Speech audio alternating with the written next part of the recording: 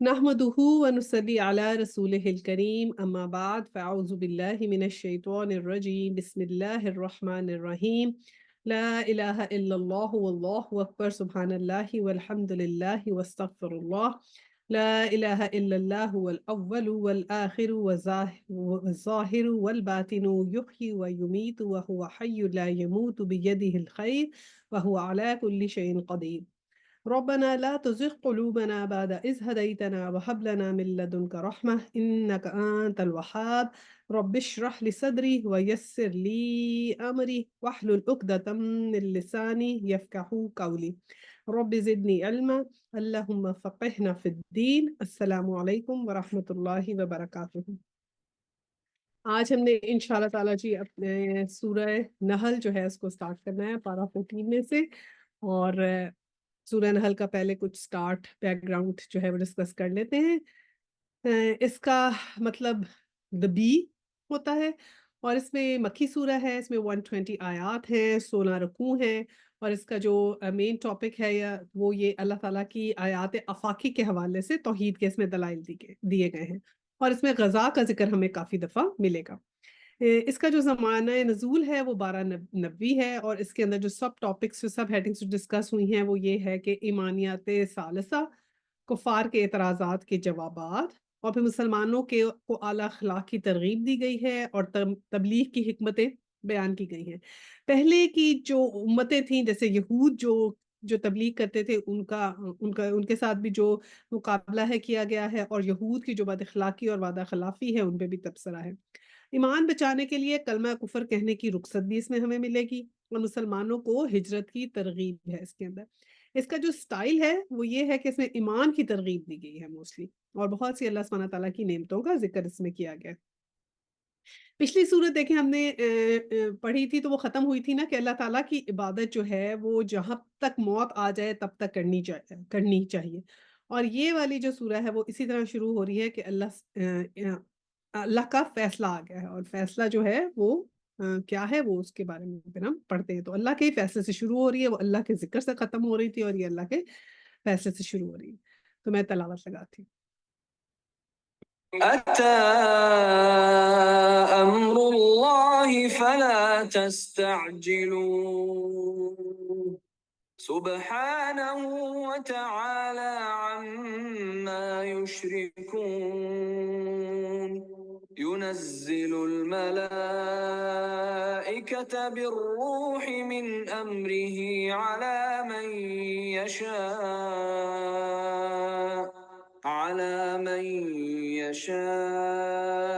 मिन इबादिही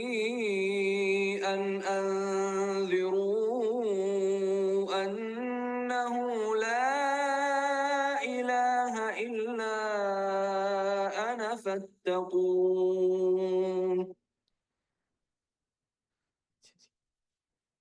तो ये शुरू कैसे हो रही है कि अल्लाह का फ़ैसला आ गया। तो मैं तर्जुमा पढ़ती हूँ। आ गया अल्लाह का फ़ैसला। अता अम्रुल्लाह।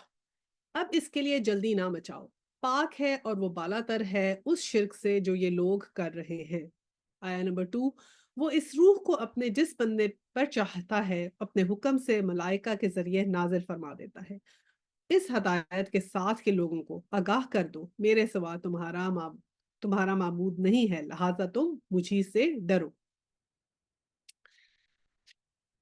अच्छा जी, पहली दो जो है वो आयात इसमें अल्लाह सुब्हानहू तआला ने क्या ज़िक्र कर दिया है कि हमने जो बराह रास्त डायरेक्ट कुफ़ार से जो है ना इसमें वो एड्रेस किया जा रहा है और उनको डायरेक्ट एड्रेस करके कहा जा रहा है कि अल्लाह सुब्हानहू तआला का फ़ैसला तो आ गया है कि जो भी अल्लाह सुब्हानहू तआला ने जो है जो तुम लोग बार-बार जल्दी में चाह रहे थे, जो अज़ाब की जो तुम लोगों का जो शौक है ये भी आहिस्ता-आहिस्ता पूरा हो जाएगा, जो तुम लोग बार-बार कहते हो, जिसकी तुम जल्दी में चाहते हो। तो क़यामत की नज़दीकी की खबर अल्लाह सुब्हानहू तआला ने कुछ ऐसे दी कि गोया जैसे वो कायम हो चुकी है। क्योंकि देखिए ना हज़ूर पाक के आने से पहले कितने ही नबी आ चुके हैं और अब फिर आगे-आगे जैसे अब जब नबियों का नबूवत का सिलसिला ख़त्म हो गया तो फिर उसके बाद समझिए ना क़यामत उसी तरह पास ही होती चली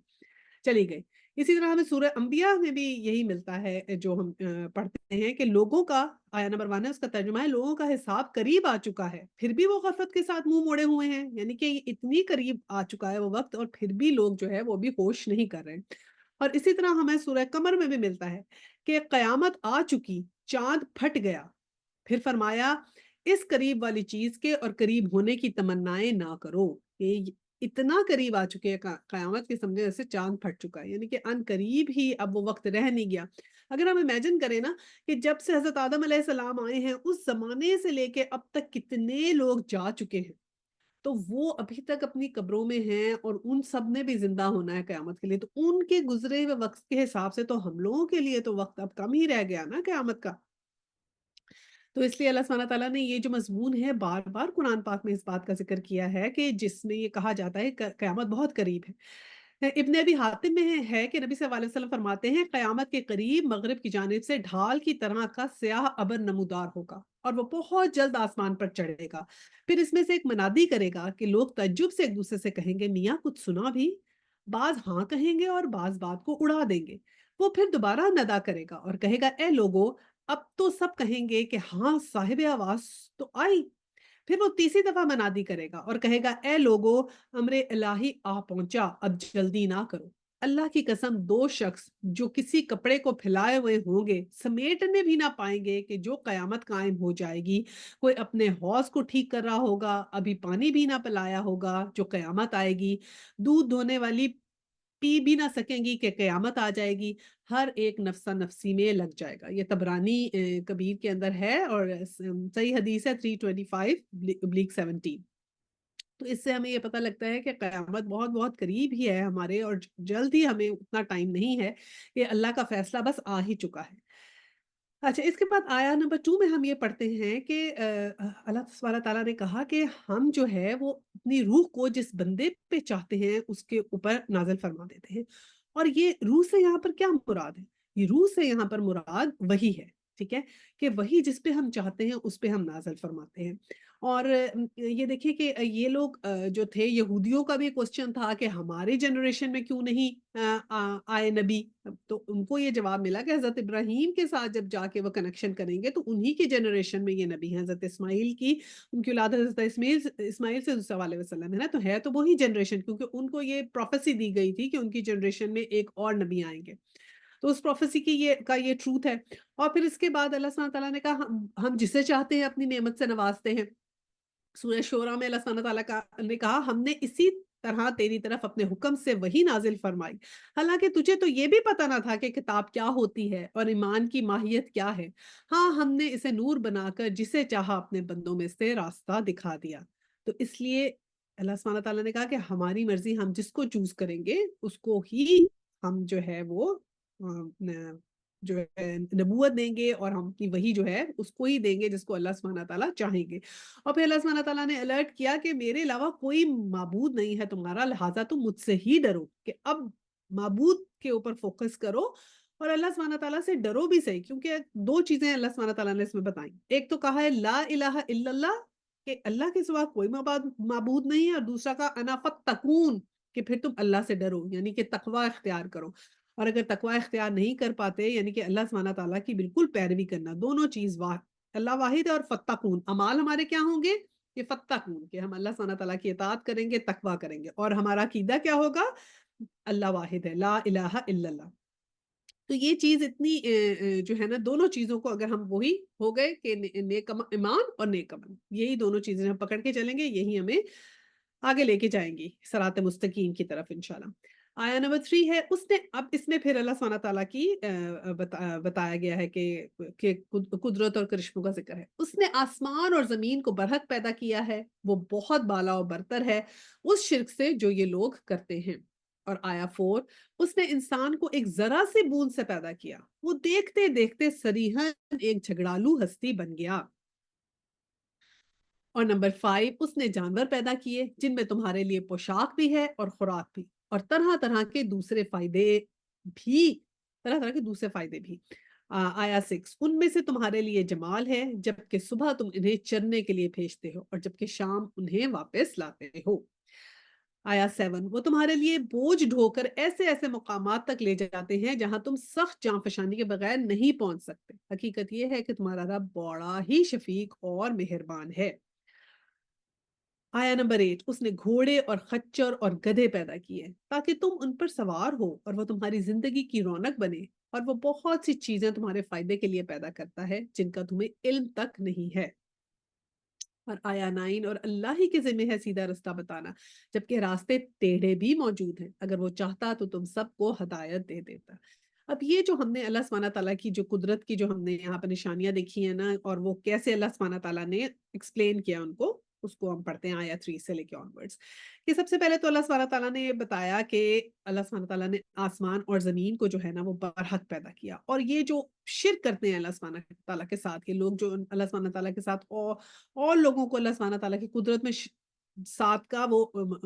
سمجھتے ہیں پارٹنر، تو اللہ سبحانہ تعالیٰ نے کہا کہ میری پیدا کی ہوئی چیزیں تو کوئی بھی نہیں پیدا کر سکتا، کہ جو تمہارے شریک جن کو تم شریک ٹھہراتے ہو ان کے پاس تو یہ قدرت نہیں ہے کہ اس قسم کی چیزیں پیدا کریں جیسی چیزیں اللہ سبحانہ تعالیٰ نے تخلیق کی ہیں۔ یہ زمین ہے، آسمان ہے، سورج، چاند، ستارے، ہوائیں، بارش، ہر چیز پہ اللہ سبحانہ تعالیٰ جو ہے وہ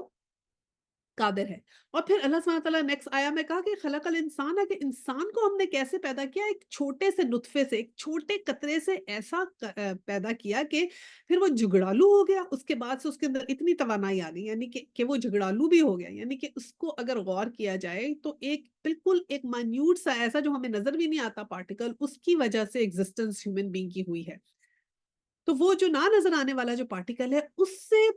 جو ہے ملٹیپلیکیشن کے بعد کیسی ایوولوشن اللہ سبحانہ تعالیٰ نے کی کہ پھر وہ انسان اتنا طاقتور ہو جاتا ہے، اور پھر اسی رب نے جس نے اسے پیدا کیا ہے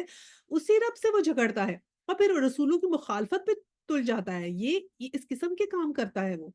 تو اس کے لیے جو ہے یہ بتایا، اور پھر ہمیں حدیث میں بھی ملتا ہے، مسند احمد میں، ابن ماجہ میں، دونوں میں ہے کہ نبی کریم صلی اللہ علیہ وسلم نے اپنی ہتھیلی پر تھوک کر فرمایا کہ جناب باری فرماتے ہیں کہ انسان تو مجھے کیا عاجز کر سکتا ہے، میں نے تو تجھے اس تھوک جیسی چیز سے پیدا کیا ہے، جب تو زندگی پا کر تنو مند ہو گیا، لباس مکان مل گیا تو لگا سمیٹنے اور میری راہ سے روکنے، اور جب دم گلے میں اٹکا تو تو کہنے لگا کہ اب میں صدقہ کرتا ہوں، اللہ کی راہ میں دیتا ہوں، بس اب صدقہ و خیرات کا وقت نکل گیا ہے۔ یہ سنن ابن ماجہ میں ہے، 2707 حدیث ہے۔ تو اللہ سبحانہ تعالیٰ نے کیسے انسانوں کا کس طرح حضور پاک نے تھوکا اور کہا کہ اس طرح تھوکی ہوئی ایک چیز سے انسان پیدا ہوا ہے، اور پھر جب وہ جوان ہو جاتا ہے تو اس کے کیا کام ہوتے ہیں کہ سمیٹنے لگ جاتا ہے، ساری دنیا کی آسائشیں سمیٹنے لگ جاتا ہے، ساری دنیا کی چیزیں جو ہیں اس کو انہی میں ساری آسائش نظر آتی ہے، ان کو ہی سمیٹنے لگ جاتا ہے جو اس کے امتحان کے لیے پیدا کی۔ ہم نے کبھی ایسا کیا ایگزامینیشن پیپر میں جائیں اور اس کے بعد ایگزامینیشن کے پیپر جمع کرتے جائیں، اور دیکھیں جتنے ایگزامینیشن پیپر ہمیں مل جائیں فوٹو کاپی کریں اور بس جمع کرتے رہیں، دیکھیں تمہارے پاس کتنے ہیں، میرے پاس کتنے ہیں، یہی مقابلہ لگا کے رکھیں کہ اور اس کا جو پرچہ جو حل کر رہے ہیں وہ حل ہی نہ کریں، اس کے اوپر فوکس ہی نہ کریں کہ ہم نے اس کو تو سالو بھی کرنا ہے، صرف اور ایگزامینیشن پیپر ہی اکٹھے کرتے رہیں۔ تو وہ حال ہے ہمارا کہ ہم دنیا میں امتحان کے لیے آئے ہیں لیکن امتحان کے اوپر ہمارا فوکس کم ہے، اور اس دنیا میں جو اللہ سبحانہ تعالیٰ نے ہمیں رہنے سہنے کا سامان دیا ہے اس سامان کو جمع کرنے کا ہمارے اندر جو ہے نا وہ زیادہ ہم اس کے اندر وقت لگاتے ہیں ایز کمپیئر ٹو کہ ہم اپنی لائف آفٹر ڈیتھ کے اوپر فوکس کریں۔ تو اس لیے اللہ سبحانہ تعالیٰ نے ایک تو یہ کہا انسان کو کہ پھر وہ ایک جھگڑالو ہے، اور پھر ایک تو وہ چیزیں جمع کرتا ہے، اور پھر کیا اس اپنے آپ کو کیا سمجھنے لگ جاتا ہے، اس کا تکبر کہاں تک پہنچ جاتا ہے کہ وہ سریحن جھگڑا کیا کرتا ہے کہ اللہ سبحانہ تعالیٰ کے ایگزسٹنس پہ جھگڑا کر رہا ہے، یعنی کہ اللہ سبحانہ تعالیٰ کے ساتھ شریک تو ٹھہراتا ہی ہے، جو رسولوں سے جھگڑے کر رہا ہے، رسولوں کے سامنے کھڑا ہو رہا ہے، رسولوں کی مخالفت کر رہا ہے، اور آپس میں ایک دوسرے کے ساتھ، یعنی کہ یہ اس طرح ہو گیا نا کہ جیسے اگر ہم نے کسی کو کھانے پہ بلایا، اس کو ہم نے کھانا کھلایا، اور کھانا کھلانے کے بعد پھر کیا ہوا کہ وہ انسان ہمارا بجائے شکر گزار ہونے کے اگر ہماری ہی چیزوں کے ہمارے گھر سے کوئی 2-4 چیزیں چوری کر کے لے جائے اور باہر جا کے ہماری برائیاں کرنا شروع کر دے اور کہے کہ یہ تو انہوں نے کھانے پہ بلایا تھا اور وہ ہماری خوب کرے، تو ایسے انسان کے بارے میں ہم کیا سوچیں گے؟ تو وہی بات ہے کہ اللہ سبحانہ تعالیٰ نے زندگی دی، آسائشیں دی، تو انہی چیزوں کو ہم استعمال کر کے جس تھالی میں کھاتے ہیں پھر اسی میں چھید کرنے والی بات۔ پھر آیا 5 میں اس کے بعد اللہ سبحانہ تعالیٰ نے جانوروں کی مثال دی، ٹھیک ہے نا، سورہ انعام میں بھی اللہ سبحانہ تعالیٰ نے ہمیں جانوروں کے بارے میں بتایا تھا کہ کیسے کیسے جانوروں سے اللہ سبحانہ تعالیٰ نے کہا کہ تمہارے لیے پوشاک بھی ہے، خوراک بھی ہے، اور طرح طرح کے فائدے ہیں۔ پوشاک ہے کہ ٹھیک ہے نا، ہم لوگ اس سے کپڑا بھی بناتے ہیں، چمڑا بھی بناتے ہیں، اس کو اوڑھنے کے لیے بھی استعمال کیا جاتا ہے، اور جو مختلف ہم جو فائدے ان سے اٹھاتے ہیں، نہ صرف ہم ان کا پھر خوراک کیسے، نہ صرف ہم ان کا دودھ پیتے ہیں، ہم ان کا گوشت بھی کھاتے ہیں، پھر ان کے جو بال ہوتے ہیں وہ ان سے ہم اون کا استعمال کرتے ہیں، تو اون سے بھی ہم لوگ لباس بناتے ہیں، سب سے اونٹ سے، گائے سے، بکری سے، یہ سب جو 8 قسموں کے جانور سورۃ الانعام میں ذکر کیا تھا چوپایوں کا، کہ وہ سب ہمارے لیے اللہ سبحانہ تعالیٰ نے پیدا کیے اور پھر ایک خاص مقدار میں پیدا کیے۔ دیکھیں نا، ہم نے اس وقت ہم نے ذکر کیا تھا کہ دیکھیں کتنی ایسی جو ہیں وہ ایکسٹنکٹ ہو جاتی ہیں اسپیشیز، لیکن دیکھیں یہ والی اسپیشیز ایکسٹینڈ نہیں ہوتی جو انسان کے کام آتی ہیں۔ اللہ سبحانہ تعالیٰ نے ان کی ریپروڈکشن کا ایک ایسا سلسلہ رکھا ہے کہ ہم نے کبھی سنا ہے شیپ ایکسٹینکٹ ہو گئی، ہین ایکسٹینکٹ ہو گئی، تو وہ اللہ سبحانہ تعالیٰ نے ہمارے لیے رکھی ہیں، تو ان کی پروڈکشن بھی اسی طرح رکھی ہے الحمدللہ۔ تو پھر ہم ان کو کس طرح استعمال کرتے ہیں؟ پھر اس کے علاوہ اللہ سبحانہ تعالیٰ نے یہ سواری کے لیے بھی یہ ہو گیا، پھر ہم سواری کے لیے ان کو استعمال کرتے ہیں، گھوڑوں کے اوپر ہم جاتے ہیں، اور تو اور ہم تو گھوڑوں کے اوپر اللہ سبحانہ تعالیٰ نے کہا کہ یہ لوگ فخر بھی کرتے ہیں ڈفرنٹ قسم کے گھوڑوں پہ رکھے گی، کتنے کتنے مہنگے گھوڑے، ہم نے سورہ الانعام میں پڑھا تھا نا کہ اتنے اتنے مہنگے گھوڑے عربوں میں ہیں ابھی بھی، کہ ان کو تو اون کرنا ہی ایک جو ہے اس میں بھی ایک پرائڈ سمجھا جاتا۔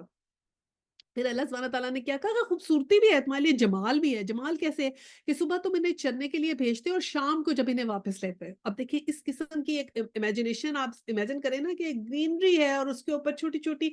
بھیڑیں ہیں یا گھوڑے ہیں، جب اس کے اوپر ہوتے ہیں تو کیسی کیسی پینٹنگز بنائی ہیں نا لوگوں نے جو اتنی اتنی ایکسپینسو بکتی ہیں۔ تو اللہ سبحانہ تعالیٰ نے تو وہ منظر کریٹ کر دیا، وہ تو اس منظر کو کاپی کر کے انہوں نے کتنی کتنی پینٹنگز، وہ خوبصورتی جو ہے وہ بیچی ہے۔ تو اللہ سبحانہ تعالیٰ نے کہا یہ تو لائیو منظر ہے نا، جب ہم دیکھتے ہیں کہ ایک وہ خوبصورتی اور ہے جب ہم لائیو دیکھتے ہیں اس کو، کہ کیسے کہ اللہ سبحانہ تعالیٰ نے اس کو وہ ہمارے لیے آنکھوں کی ٹھنڈک بھی بنایا، اور پھر یہ بنایا کہ جو ہو تم لوگ اس کے اوپر بوجھ بھی لاتے ہو، اس کو بوجھ لاد کے اس کے اوپر تم سامان لاد کے لے جاتے ہو، اور پھر کیسے کہ سخت جافشانی سے وہ کام کرتے ہیں، اور ایسے ایسے رستوں پہ جا سکتے ہیں جہاں پہ بہت سی جگہوں پہ ایسے ہے کہ دیکھیں نا جو پہاڑوں میں لوگ رہتے ہیں جہاں پہ رستے ہیں، اب انسان نے گاڑی بنا لی ہے، ٹھیک ہے بالکل، لیکن اس کو گاڑی بنانے کے لیے، پہیے کو چلانے کے لیے رستہ بھی بنانا پڑتا ہے، پہلے رستہ بنتا ہے پھر گاڑی بنتی ہے، لیکن یہ تو ایک نیچرل چیز ہے نا۔ ڈیزرٹ کے اندر اب دیکھیں نا کتنی مشکل سے گاڑیاں چلتی تو ہیں، لیکن اس طرح تو نہیں جیسے اللہ سبحانہ تعالیٰ نے اونٹ کو بنایا، اور پھر ایسے یہ جو ہے پہاڑوں کے اوپر کیسے جانور اتنا اتنا سامان لاد کے جو پہاڑوں میں رہتے ہیں، نیچرل جو رستے بنے ہوئے نا، انہی نیچرل رستوں کے اوپر اوپر نیچے چڑھائی میں سے ہوتے ہوئے چلے جاتے ہیں، کہ ہم نے کسی راستہ بنانے کی ضرورت نہیں ہے، وہ ایز اٹ از ہی اس کے اوپر اس کے اوپر چلتے ہیں۔ اور کتنی پھر جافشانی سے کام کرنے کی مراد یہ کہ اللہ سبحانہ تعالیٰ نے ان کو ہمارا تابع کر دیا ہے، یعنی کہ ایسے نہیں ہے کہ وہ ہم پہ ریاکٹ کریں، ان کے دل اللہ تعالیٰ نے ایسے بنا دیے ہیں کہ وہ ہمارے تابع ہیں۔ یہ تو تب ہے نا جب ہم ان سب باتوں پہ غور کریں، غور و فکر کریں اور سوچیں، تو پھر وہ کس طرح ہمارے لیے اللہ سبحانہ تعالیٰ نے کس قسم کے جو ہے وہ ان میں فائدے رکھے ہیں، اور جس سے ہم اگر غور و فکر کریں تو پھر ہی انسان جو ہے اس پہ علم حاصل کرتا ہے۔ تو پھر اس ساری نشانیوں کے بعد اللہ سبحانہ تعالیٰ نے آیا 9 میں کہا کہ اللہ کے ذمہ ہے کہ تمہیں سیدھا رستہ بتائے، سب کے راستے تو ٹیڑھے بھی ہیں، اور اگر وہ چاہتا تو سب کو ہدایت دیتا۔ تو اللہ سبحانہ تعالیٰ نے کہا کہ یہ تو جب میں نے تمہیں پیدا کیا نا، تو اب میں نے جب تمہیں ایک اوپینین ایک دے دی، ایک اللہ سبحانہ تعالیٰ نے ہم کو ایک یہ ہمارے پاس ایک اتھارٹی ہے کہ ہم رائٹ اور رانگ کو چوز کر سکتے ہیں، یہ اتھارٹی اللہ سبحانہ تعالیٰ نے ہمیں دے دی۔ اب جب رائٹ اور رانگ کو چوز کرنے کی اتھارٹی ہے تو پتہ تو ہونا چاہیے نا what is right and what is wrong۔ تو اب ہمیں کیسے پتہ چلے گا what is right؟ تو اگر ہم خود سے تو نہیں نا ایزیوم کریں گے، کچھ چیزیں تو ہمارے فطرت میں ہیں، بٹ پھر بھی اللہ سبحانہ تعالیٰ نے کہا کہ یہ تو میری ذمہ داری تھی کہ میں تمہیں سیدھا رستہ بتاتا، اور وہ ذمہ داری کیسے تھی کہ پھر رسولوں کے ذریعے، کتابوں کے ذریعے اللہ سبحانہ تعالیٰ نے رہنمائی کی، اور جبکہ رستے تو ٹیڑھے بہت ہیں اللہ سبحانہ تعالیٰ نے کہا، اور اگر میں چاہتا تو پھر سب کو ہدایت دے دیتا، جیسے فرشتے ہیں تو فرشتوں کو اللہ سبحانہ تعالیٰ کی وہ ہر حکم مانتے ہیں، تو اگر اللہ سبحانہ تعالیٰ ہمیں بھی فرشتوں کی طرح بناتا تو ہم بھی اللہ سبحانہ تعالیٰ کا ہر حکم مانگتے، لیکن اللہ سبحانہ تعالیٰ نے ہمارا مختلف امتحان رکھا ہے، اور وہ یہ ہے کہ ہمیں رائٹ اور رانگ بتا دیا، اور اب ہم نے جو ہے نا وہ خود چوز کرنا ہے راستہ۔ آیا نمبر 10 ہے، وہی ہے جس نے آسمان سے تمہارے لیے پانی برسایا، جس سے تم خود بھی سیراب ہوتے ہو، اور تمہارے جانوروں کے لیے بھی چارہ بھی پیدا ہوتا ہے۔ 11، اور وہ اس پانی کے ذریعے سے کھیتیاں اگاتا ہے، اور زیتون اور کھجور اور انگور اور طرح طرح کے دوسرے پھل پیدا کرتا ہے۔ اس میں ایک بڑی نشانی ہے ان لوگوں کے لیے جو غور و فکر کرتے ہیں۔ اب اللہ سبحانہ تعالیٰ نے کہا کہ دیکھو، ایک آسمان سے میں پانی برساتا ہوں، اب اس ایک پانی ہے، ایک انگریڈینٹ ہے، ایک ہی طرح کا ہے، اس کے فائدے دیکھو کتنے ڈفرنٹ ڈفرنٹ ہیں، کہ ایک تو یہ کہ تمہارے جانور بھی اس کو لیتے ہیں، کچھ جانوروں کے لیے چارہ بھی اس پانی کی وجہ سے پیدا ہوتا ہے، اور پھر کیا ہے کہ تمہارے لیے بھی وہ پانی کام آتا ہے۔ ایک پانی ہے لیکن اس سے ذائقے کتنے ڈفرنٹ ہیں، کہ اس سے گراس بنتی ہے جو خوبصورتی بھی ہے، جانوروں کے لیے چارہ بھی ہے، پھر وہ کھیتیاں ہیں جو تمہارے لیے جو کھانا ہم کھاتے ہیں، پھر زیتون کا، کھجور کا، انگور کا، کہ یہ ڈفرنٹ قسم کے پھل، پانی کا ٹیسٹ وہی ہے جو ایک ہے، لیکن اس سے کتنے ڈفرنٹ ٹیسٹ نکلتے ہیں کہ زیتون کا ڈفرنٹ ٹیسٹ ہے، کھجور کا ڈفرنٹ ہے، انگور کا ڈفرنٹ ہے، اور طرح طرح کے پھل اللہ سبحانہ تعالیٰ نے کہا. اور یہ بہت بڑی نشانی ہے اگر ہم ایک ایک پھل کے اوپر غور کریں کہ کیا کیا خوبصورت ان کے رنگ ہیں اور کیسے ڈفرنٹ ڈفرنٹ ان کے مطلب کریکٹرسٹکس کتنے ڈفرنٹ ہیں. مینگو کیسا ہوتا ہے، پیچ کیسی ہوتی ہے، انگور کیسا ہے، تو مطلب ان کے کلرز ڈفرنٹ ہیں، ان کے فلیورز ڈفرنٹ ہیں. اور پکانے کی بھی ضرورت نہیں ہے، یعنی کہ بہت گوشت وغیرہ تو ہمیں پکانا پڑتا ہے، یہ جو پھل اور سبزیاں تو آپ ڈائریکٹ کھا سکتے ہیں نا. اور اب تو کہتے ہیں جی جتنا نیچرل کھا لیں اتنا ہی اچھا ہے. یہ پھل اور فروٹ کو تو نیچرلی کھائیں آپ اپنے اس کے اندر، ایون سمودیاں بھی مت بنائیں اور کوئی ان کے ملک شیکس بھی مت بنائیں، ان کے جوسز بھی مت پیئیں. بیسٹ فارم میں جو پھل ہے وہ ایسے ہی جیسے اللہ سبحانہ تعالیٰ نے پیدا کیا ہے. چاہے آپ اس کا جوس بنا لیں، اس کی اسمودی بنا لیں، وہ اس میں وہ باتیں ہیں کہ اس کا فائبر ٹوٹ جاتا ہے جو اس کا اللہ سبحانہ تعالیٰ نے ڈالا ہے کہ اس کی ابزارپشن میں فائبر رہتا ہے، اور اس میں پھر جو وہ شوگر ہوتی ہے وہ اس طرح ایک دم باڈی کی زیادہ نہیں ہوتی تو وہ لوز ہو جاتا ہے. تو بیسٹ فارم وہی ہے جو اللہ سبحانہ تعالیٰ نے بنائی ہے. اور پھر آیت 12 میں ہے اس نے تمہاری بھلائی کے لیے رات اور دن کو اور سورج اور چاند کو مسخر کر رکھا ہے، اور سب تارے بھی اسی کے حکم سے مسخر ہیں. اس میں بہت نشانیاں ہیں ان لوگوں کے لیے جو عقل سے کام لیتے ہیں. پھر اللہ سبحانہ تعالیٰ نے بتایا کہ میں نے کیسے تمہارے لیے راستہ بنانے کا طریقہ بتایا ہے کہ رات اور دن اور چاند کو تمہارے لیے مسخر کر دیا. یعنی کہ کتنی خوبصورتی سے اللہ سبحانہ تعالیٰ کر رہے ہیں کہ ہمارے لیے، تمہارے لیے میں نے بنایا ہے کہ تم اس میں اس کو دیکھو. یہ تارے کیسے میں نے بنائے ہیں کہ تمہیں راستہ بھی دکھاتے ہیں، اس میں کیسی اب نشانیاں ہیں، تم غور کرو. دیکھیں پہلے زمانے میں ہم سمجھتے تھے، پہلے کہتے تھے کہ جی ارتھ موو نہیں ہوتی، اور پھر یہ تھا سمجھا جاتا تھا کہ ارتھ سینٹر آف دا ورلڈ ہے، یہ ساری یونیورس کا سینٹر ارتھ ہے. پھر آہستہ آہستہ ٹیلیسکوپ آیا تو پتا چلا کہ نہیں، ارتھ تو سینٹر نہیں ہے. انہوں نے دیکھا کہ اس طرح ریوالو کر رہے ہیں اور مطلب ان کے اوپر سایہ آ رہا ہے، ارتھ پہ بھی اور باقی سٹارز کے اوپر بھی، جوپیٹر پہ بھی اور نیپچون وغیرہ پہ بھی کیا آ رہا ہے، سایہ آ رہا ہے. تو انہوں نے کہا یہ تو سایہ اس لیے آ رہا ہے کہ یہ تو کسی اور چیز سے لے رہے ہیں روشنی. پھر ہمیں پتا چلا کہ سورج سے یہ روشنی لے رہے ہیں اور سورج کے ارد گرد چل رہے ہیں. پھر صرف یہ پتا چلا یہ ہمارا سولر سسٹم ہے. پھر ایسا پتا چلا ہمارا سولر سسٹم تو کوئی چیز ہی نہیں ہے، ایک ملکی وے کو جو ہمیں نظر آتا تھا تو پتا چلا ملکی وے میں ہماری طرح کے کروڑوں کروڑوں سسٹمز ہیں. وہ تو صرف ایک ملکی وے، اور ملکی وے سے نکل کے آگے جاتے ہیں تو ملکی وے کی طرح کے کتنے ہی کروڑوں اور لاکھوں ملکی ویز جو ہیں وہ پورے یونیورس میں موجود ہیں. پھر یہ کہتے تھے اسپیس میں کچھ نہیں ہے، اسپیس خالی ہے، اسپیس خالی ہے. اب کہنے لگے نہیں، اسپیس میں تو میٹر ہے. ایون یہ کہتے ہیں کہ دیکھیں نا، ہماری عبادت ہے کہ ہم لوگ طواف کرتے ہیں تو ہم راؤنڈ گھومتے ہیں، ٹھیک ہے. تو اب ہم صرف راؤنڈ جو گھوم کے عبادت کرتے ہیں نا، دیکھیں اللہ سبحانہ تعالیٰ کی اس میں کیسی کیسی مسلطیں ہیں. جب غور و فکر اللہ سبحانہ تعالیٰ نے کہا نا کہ ان لوگوں کے لیے نشانیاں جو غور و فکر کرتے ہیں، تو تھوڑا سا غور و فکر ہم ڈسکس کر لیتے ہیں کہ جیسے طواف میں ہم راؤنڈ گھومتے ہیں، تو ایک تو یہ ہے کہ جو فرشتے ہیں وہ راؤنڈ گھومتے ہیں اوپر اللہ سبحانہ تعالیٰ کے وہاں طواف میں. پھر آپ یہ دیکھیں اللہ سبحانہ تعالیٰ نے جو دنیا بنائی ہے، یہ ساری ہماری دنیا سورج کے گرد گرد راؤنڈ گھوم رہی ہے، ٹھیک ہے. یہ ملکی ویز جو ایک دوسرے کے ارد گرد ڈھونڈ رہے ہیں. اور یہ جو ورم ہولز کا طریقہ ہے نا، جو آئنسٹائن نے بتایا تھا کہ ورم ہولز ہوتے ہیں ہوں گے آسمان میں، تو وہ ورم ہولز کے اندر ہی ہم نے پڑھا ہے کہ ورم ہولز ہوتے ہیں اور ان میں پورٹلز ہوتے ہیں، تو وہ بھی ایسے راؤنڈ ہوتے ہیں، وہ بھی راؤنڈ گھومتے ہیں. تو ہر کوئی ایک چیز جو ہے نا ایسے راؤنڈ گھوم رہا ہے. ایون اگر ہم اپنی باڈی کو دیکھتے ہیں، پہلے ہم نے سمجھا ہم سالڈ ہیں، پھر پتا چلا کہ ہمارے اندر چھوٹے سے چھوٹا جو سیل ہے جو کریٹ ہوتا ہے، اس سیل کے بھی بہت اندر چلے جاتے ہیں تو ایک ایٹم ہے، اور ایٹم کے بھی اندر جاتے ہیں تو پتہ چلتا ہے کہ ایک نیوٹرون ہے اور اس کے ارد گرد گھوم رہے ہیں ہر چیز، یعنی راؤنڈ وہ بھی گھوم رہی ہے. تو اللہ سبحانہ تعالیٰ نے کہا نا میں نے چیزیں بنائی ہیں، معلق کر دی ہیں، اور وہ اللہ کے سجدے میں اللہ کو سایہ کرتی ہیں، اللہ کو سجدہ کرتی ہیں. تو ہو سکتا ہے ہم جس کو سجدہ سمجھ رہے ہو، تو جیسے یہ راؤنڈ گھومنا ہماری باڈی کا ایک ایک سیل راؤنڈ گھومتا ہے نا، تو پتوں میں بھی ایسے وہ ایٹم موجود ہے جو راؤنڈ راؤنڈ گھومتا ہے. اور دنیا کے ہر چیز میں جو میٹر ہے اس کے اندر ایٹم ہے، اور ایٹم میں ہر چیز ایسے راؤنڈ گھوم رہی ہے. تو ہو سکتا ہے یہ راؤنڈ گھومنا جو ہے یہ اللہ سبحانہ تعالیٰ کو سجدہ کرنا ہو، کہ اللہ سبحانہ تعالیٰ نے کہا ہر چیز سجدہ کرتی ہے مجھے، آسمان، زمین، ستارے، تل، پودے سب مجھے سجدہ کر رہے ہیں. تو یہ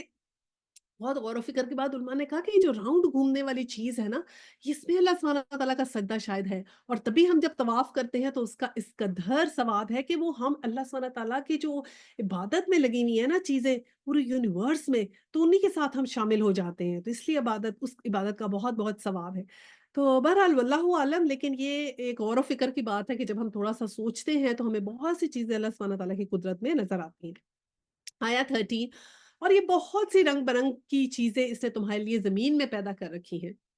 ان میں بھی ضرور نشانی ہے ان لوگوں کے لیے جو سبق حاصل کرتے ہیں۔ اب ہر چیز میں اللہ سبحانہ تعالیٰ نے کہا جب تم غور تو کرو، تھوڑا سا اپنا یہ جو مائنڈ دیا ہے تمہیں، میں نے ڈفرینٹ بنایا ہے، اپنی روح تمہارے میں پھونکی ہے، تو سوچو تو صحیح کہ کیا کیا چیزوں میں تمہارے لیے کیا کیا نشانیاں ہیں۔ آیا 14، وہی ہے جس نے تمہارے لیے سمندر کو مسخر کر رکھا ہے تاکہ تمہیں اس سے تر و تازہ گوشت لے کر کھاؤ، اور اس سے زینت کی وہ چیزیں نکالو جنہیں تم پہنا کرتے ہو۔ تم دیکھتے ہو کہ کشتی سمندر کا سینہ چیرتی ہوئی چلتی ہے، یہ سب کچھ اس کے لیے ہے کہ تم اپنے رب کیا فضل تلاش کرو اور اس کے شکر گزار بنو۔ تو یہ سمندر کو اللہ سبحانہ تعالیٰ نے ہمارے لیے مسخر کر دیا کہ ہمارے لیے اس میں خوراک بھی رکھ دی، اور پھر ہمارا اس سے سفر بھی ہم کر سکتے ہیں، اور کیسے زنوح کو کشتی بنانی سکھائی، اور کیسے کشتیاں اس کے اندر جاتی ہیں اور ایک جگہ سے دوسری جگہ امپورٹ ایکسپورٹ، یہ سب سکھا دیا کہ کیسے تم نے یہاں زندہ رہنا ہے، اور پھر زندہ رہنے کے طریقے میں اللہ کو یاد کرتے رہنا بہت امپورٹنٹ ہے۔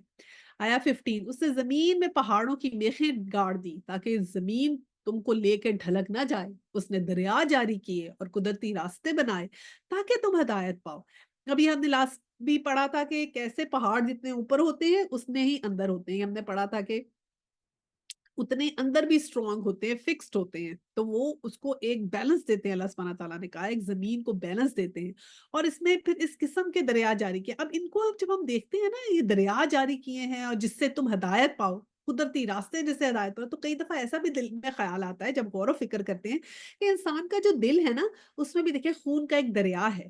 اور اس دل میں خون کا دریا آتا ہے اور جاتا ہے اور آتا ہے اور جاتا ہے، اور پھر ہم دیکھتے ہیں کہ ہماری آرٹریز کئی دفعہ کلاگ ہو جاتی ہیں، تو ہارٹ اٹیک ہو جاتا ہے جس کی فلی کلاگ ہو جاتی ہے۔ تو ایسے جب ہم الٹے سیدھی اگر کوئی ہم غلط کام کریں، گناہ کرتے ہیں، تو دل میں جیسے کہتے ہیں نا ڈاٹ لگ جاتا ہے، ایسے آرٹریز میں اگر کلاگ ہو جائیں تو وہ فلو آنا بند ہو جاتا ہے غلط کاموں سے، وہ جو ایک اچھا ایمان کا فلو آپ سمجھے، جیسے ہمارے دل میں وہ خون ایسے ہے جیسے ایمان کا فلو، تو ایمان کا بھی فلو جب ہے نا اس کے اندر، جب ہم غلط کام کریں یا کچھ ایسے کریں تو وہ کلاگ ہو جانے کی وجہ سے نا آرٹری ان کا ایمان کا فلو بند ہو جاتا ہے۔ تو جتنے ہم نیک کام کریں گے اتنا ہمارا ایمان کا فلو نکلے گا۔ اگر ہم استغفار کر لیں گے، اللہ سے توبہ کر لیں گے، تو سمجھے وہ کلاگ نکل گئے، اب سب صاف ہو گیا، اب پھر ہماری زندگی میں ہمارے دل سے ویسے ہی ایمان فلو کرے گا جیسے اللہ سبحانہ تعالیٰ نے یہ ہمارے لیے چیزیں بنائی ہیں، یہ ندیاں بنائی ہیں، یہ پانی کے رستے بنائے ہیں جو انسان کو اپنی منزلوں تک پہنچاتے ہیں، اور ہمارے دل میں اگر ایمان آ جائے تو اس سے بہتر منزل تو کوئی نہیں، ہاں؟ آیا 16 نے اس نے زمین میں راستہ بنانے والی علامتیں رکھ دی ہیں، اور تاروں کو بھی لوگ ہدایت پاتے ہیں، تاروں سے بھی لوگ ہدایت پاتے ہیں، کہ اللہ سبحانہ تعالیٰ نے کہا کہ تارے ہوں زمین میں، ہر چیز یہ جو میں نے تمہارے لیے انعامات بنا دے ہیں اتنے زیادہ ہیں کہ تم جس کو چاہو جو ہو اس کو استعمال کرو، اور اپنی یعنی کہ یہ تمہارے لیے میں نے بنائے ہیں۔ اس میں دیکھیں کتنی بات ہے کہ اللہ سبحانہ تعالیٰ نے کہا کہ یہ تمہارے لیے ہر چیز بنا دی، اور یہ بیسیکلی نا مشرکین کو یہ بتایا گیا کہ یہ جو چیزیں ہیں نا اس کو ہم نے تخلیق کیا۔ یہ ایسی آیات ہیں ان کو پڑھ کے کوئی عام انسان ان کو اچھے سے سمجھ سکتا ہے اور شرک نہیں کرے گا، پھر وہ اس کو یقین ہو جائے گا کہ یہ چیزوں کا پیدا کرنے والا اللہ کے علاوہ کوئی نہیں ہے، اور یہ جو بت پرستی ہے اور یہ جو اللہ کے ساتھ کسی اور چیزیں جو بھی جس سے بھی آپ شرک کریں، کبھی بھی کسی کے پاس یہ قدرت ہو سکتی ہے کہ وہ یہ چیزیں بنائے۔ کئی دفعہ ہم لوگ ذکر کر لیتے ہیں نا جن لوگوں کو جو شرک کر لیتے ہیں، جیسے ہم نے ذکر کرتے تھے کہ پیری فقیری میں ہم نے ذکر کیا تھا کہ جی یہ کیا سمجھ لیتے ہیں کہ جو کے جو نیک لوگ ہیں یا جو پیر لوگ ہیں ان کو سمجھتے ہیں کہ ان کے پاس غیب کا علم ہے، ٹھیک ہے، ایسے سمجھ لیتے ہیں، تو غیب کا علم اللہ تعالیٰ کی قدرت ہے تو اس پہ ہم بلیو کر لیتے ہیں۔ تو اللہ سبحانہ تعالیٰ نے کہا میری قدرت میں تو اگر غور و فکر کرو تو کیا کیا میں نے جو ہے پیدا کیا، کیا کوئی بھی انسان تم میرے ساتھ شریک ٹھہراتے ہو اس قابل ہے کہ وہ یہ چیزیں بنا سکے؟ اور جتنے بھی بت پرست لوگ ہیں اور ان میں سے انہوں نے کیا ماڈلز بنائے ہیں، یا انہوں نے آگ کی پوجا کی، ستاروں کی پوجا کی، سورج کی پوجا کی، ان سب کا کریٹر ہے اللہ سبحانہ تعالیٰ۔ اچھا جی، آیا 17، پھر کیا جو وہ پیدا کرتا ہے اور جو کچھ بھی پیدا نہیں کرتے دونوں یکساں ہیں؟ کیا تم ہوش میں نہیں آتے کہ یہ وہی بات ہے کہ میں وہ ہوں جس نے سب کچھ پیدا کیا، اور وہ لوگ جن کی تمہیں باتیں کر رہے ہو، شرک کر رہے ہو، وہ ہیں جو کچھ بھی نہیں پیدا کرتے۔ تو دونوں کیسے برابر ہو گئے؟ تو کیا تم ہوش نہیں کرتے کہ میرے ساتھ ان کو شریک ٹھہرا رہے ہو؟ تو یہ اللہ سبحانہ تعالیٰ نے کہا کہ آئی اوپن کرو، آنکھیں کھولو، یہ کر کیا رہے ہو تم لوگ؟ پھر آیا 18 ہے، اگر تم اللہ کی نعمتوں کو گننا چاہو تو گن نہیں سکتے، حقیقت یہ ہے کہ وہ بڑا ہی درگزر کرنے والا اور رحیم ہے۔ کہ اب نعمتیں اللہ سبحانہ تعالیٰ کی گننی شروع کر دیں، اگر ہم صبح سے لے کے رات شام تک، کہ کیسے سانس آتا ہے، کیسے سانس جاتا ہے، کیسے ہم کھانا کھاتے ہیں، وہ کھانا اندر جاتا ہے، وہ ہضم ہو جاتا ہے، اور پھر ہم کیسے اس کو ایکسکریٹ کرتے ہیں، کیسے وہ ہمارے لیے انرجی بن جاتا ہے، کیسے وہ جو ہے وہ انرجی کی بھی ڈفرنٹ ہے نا، کہ کیمیکل انرجی بنتی ہے اس سے، کون سی ڈفرنٹ ٹائپس آف انرجیز بنتی ہیں اس سے، کہ وہ پھر اس کو کیمیکل انرجی کو ہم فزیکل انرجی میں چینج کرتے ہیں، ظاہری بات ہے ہم اس سے چل سکتے ہیں، گھوم سکتے ہیں، ہمارے مسلس جو ہیں وہ یوز ہوتے ہیں۔ تو اللہ سبحانہ تعالیٰ نے کہا کہ یہ جو فارمز آف انرجیز، جو پوری سائنس ہے تمہارے اندر، تو تم یہ دیکھو کہ اس پہ غور تو کرو، کہ تو تمہیں یہ پتا چلے کہ جو دوسری ہستیاں ہیں اور میرے اندر، کیا تم اتنا نہیں غور کرتے کہ یہ کیا چیزیں ہیں؟ کیا تم اتنا ہوش نہیں کرتے ہو کہ یہ اللہ کی نعمتوں کو اگر تم گنو، اپنے ہی اندر گنو، یہ تو جب ایک آنکھ سے نظر آنا بند ہو جاتا ہے نا، تو تب اس آنکھ کی قدر ہوتی ہے جس آنکھ سے نظر آتا ہے، یا کانوں سے سننا بند ہو جاتا ہے نا، تو قدر آتی ہے کہ کان جو ہیں وہ کتنے ضروری تھے، ٹھیک ہے نا؟ اور جب خدا نہ خواستہ کوئی انسان کو چوٹ لگتی ہے تو پھر اس چیز کی قدر ہوتی ہے۔ ایون یہ کہ ہمارے انٹرنل آرگنز، ایک تو ایکسٹرنل آرگنز ہیں جو ہمارے انٹرنل آرگنز، دل میں کچھ کبھی خدا نہ خواستہ کسی کی کڈنی فیل ہو جائے تو کڈنی کی کتنی قدر آ جاتی ہے۔ تو اللہ سبحانہ تعالیٰ نے کہا کہ گننا چاہو تو نعمتوں کو نہیں گن سکتے تم لوگ۔ آیا 19 ہے، حالانکہ وہ تمہارے کھلے سے بھی واقف ہے اور چھپے سے بھی واقف ہے۔ اب اللہ سبحانہ تعالیٰ نے کہا کہ جو تم سامنے ظاہر کرتے ہو، جو تمہاری ایک شخصیت لوگوں کے آگے ہے وہ بھی، اور ایک جو پس پشت ہے وہ بھی، تو اللہ سبحانہ تعالیٰ دونوں سے واقف ہے۔ آیا 20، وہ دوسری ہستیاں جنہیں اللہ کو چھوڑ کر لوگ پکارتے ہیں، وہ کسی چیز کی بھی خالق نہیں ہیں بلکہ خود مخلوق ہیں۔ اب دیکھیں کتنا کلیئر اللہ سبحانہ تعالیٰ نے کہا کہ جس کو تم اللہ کے ساتھ جو ہو، جس کو پکار رہے ہو اللہ کے ساتھ، وہ تو اللہ کی تخلیق کی ہوئی چیز ہے۔ کیسے تم اس کے ساتھ اللہ سبحانہ تعالیٰ کو پکار سکتے ہو؟ کیسے کسی کو وہ چیز دے سکتے ہو جو اللہ سبحانہ تعالیٰ کے پاس ہے؟ دیکھیں نا، دعاؤں کا قبول ہونا، اللہ سبحانہ تعالیٰ سے دعائیں مانگنی ہے۔ ہم کیا کرتے ہیں کہ ہم جا کے جو ہے مزاروں پہ جا جا کے دعائیں مانگتے ہیں، کہ ان لوگوں سے مانگ رہے ہیں وہ اللہ سبحانہ تعالیٰ سے مانگے، اس طرح کی بات کرتے ہیں۔ نہیں، اللہ سبحانہ تعالیٰ سے خود مانگنی ہے ہم نے دعائیں، ٹھیک ہے؟ اور پھر کیا ہم نے پڑھا تھا، نیومرولوجی، ایسٹرولوجی، فیوچر کا، ہمیں یہ سب چیزیں جو ہیں وہ معلوم کرنے کی ضرورت نہیں ہے، کہ اللہ سبحانہ تعالیٰ نے کہا کہ یہ تو جو میری بنائی ہوئی مخلوق ہے، اس کو تم میرے برابر لگا کے اس کو میرے ساتھ شریک ٹھہراتے ہو۔ آیا 21، مردہ ہے نہ کہ زندہ، ان کو کچھ معلوم نہیں کہ اب کب دوبارہ زندہ کر کے اٹھایا جائے گا، کہ وہ جو لوگ ہیں انہیں کچھ نہیں پتا کہ قیامت کب آئے گی، کب اٹھایا جائے گا۔ تمام علوم جو ہیں وہ اللہ سبحانہ تعالیٰ کے پاس ہے۔ اور پھر یہ اللہ سبحانہ تعالیٰ نے یہ کہا نا کہ انسان کا علم جو ہے وہ کیسا ہے اللہ سبحانہ تعالیٰ کے علم کے آگے؟ اس طرح ہے کہ ایک بڑا سمندر ہو اور اس میں انسان ایک انگلی ڈبوئے اور اس کے ساتھ جو قطرہ لگ کے آتا ہے، یہ قطرہ انسان کا علم ہے، اور پورا سمندر جو ہے وہ اللہ سبحانہ تعالیٰ کا علم ہے۔ کیونکہ اللہ سبحانہ تعالیٰ جو ہے خالق کل ہے، جو کچھ کھلا ہے، جو کچھ ظاہر ہے، جو باطن ہے، سب اس نے بنایا۔ سورہ صفات میں آتا ہے کہ آیا 95 96 میں آیا ہے کہ تم انہیں پوچھتے ہو جنہیں خود بناتے ہو، در حقیقت تمہارا تمہارے کاموں کا خالق صرف اللہ سبحانہ تعالیٰ ہے۔ پھر اللہ سبحانہ تعالیٰ وہی بات کریں، انہیں خود بنا رہے ہو پھر انہیں پوچھ رہے ہو۔ آیا 22 ہے، تمہارا خدا بس ایک ہی خدا ہے، مگر یہ جو لوگ آخرت کو نہیں مانتے